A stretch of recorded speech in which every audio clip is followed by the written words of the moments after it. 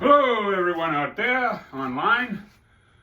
Just got out of the shower, so I'm wearing my Batman bathrobe, and appropriately enough, I want to talk some more about Batman and Superman because some friends and I were talking about, what are the best superhero movies ever made.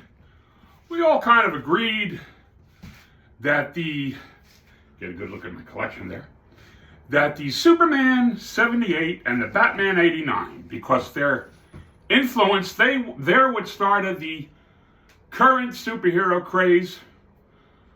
Well, now it's kind of in flux. Flux? That's the word that came to mind, good as any. They're kind of stagnating. They're not doing what they should do. I mean, the new Superman movie, I don't know if it did as well as it should have, considering it's Superman.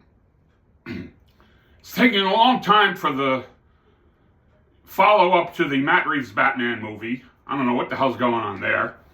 But that Superman 78 got a lot of people's attention for the time. And to this day, I think it's the highest grossing Superman movie, if you consider how much cheaper ticket prices were then. And then the Batman 89 really started the modern day superhero craze. So those two got to be the best superhero movies ever made, considering their impact. And to me, Christopher Reeve will always be the best on-screen Superman. Now, Michael Keaton, except for his eyes, he had great eyes that look through that mask. He wasn't physically what Batman should have been. I think Ben Affleck comes the closest. But I still think we need, a real definitive Batman. But to me, Christopher Reeve was the definitive Superman. And, those two movies were probably, all things considered, the most comic book accurate as far as Superman and Batman.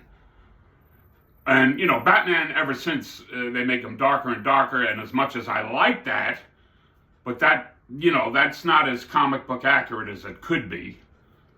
Because it's, you could argue they're too grounded. But still, I think, the Batman movies have been really good. And look, I'm such a comic book geek, superhero fanatic, that I like them all. I liked all the Superman movies besides the Christopher Reeve. I even liked the Superman Returns, and to a lesser degree. I like the Man of Steel. I like the new one, although there's things there I didn't like. The same thing with Man of Steel. They're both very flawed. There's things there that shouldn't have been there. But all in all, I like them. Now, the problem with, and this is just my opinion, James Gunn directing Batman, I don't want him directing Batman. After what he said about Batman 89, I think we need Superman or Batman right now here in my neighborhood. Seems like there's a problem. I don't know, are those police sirens? Anyway, great timing, guys. I'm trying to do a video here. But yeah, the reason why I personally don't want James Gunn directing Batman is because of what he said about Batman 89, that it wasn't a good movie, and even The Dark Knight. I mean, come on. To me, Batman 89 and The Dark Knight are two of the best Batman movies ever made. How could you say they weren't good? And this knucklehead's going to direct Batman? No! And also, look, Superman being a punk rocker, I'm a punk rocker, yes I am. Much as I like that song, Superman's not a punk rock guy. He's not a punk. To me, Superman would be more of a Frank Sinatra guy. That's life. That's what all the people say. You're flying high in April, shot down in May. But I know I'm gonna change that tune when I'm back on top in June. Now that's more of a Superman song. Not punk rock. Come on. Superman's not a punk rocker. He's a conservative kind of guy. Not a Republican, I'm not saying that. But he's definitely more conservative. And Batman, well, he could be a Republican. He's a millionaire. But no, you know what I mean. Again, just my opinion. Anyway, that's my take on the Superman 78 and the Batman 89. And you know that, considering those years, I mean, Superman was created in 1938 and Batman in 1939. So you got Superman 78 and Batman 39. How appropriate. And listen, as a Batman fan, obviously I'm a real Batman fan.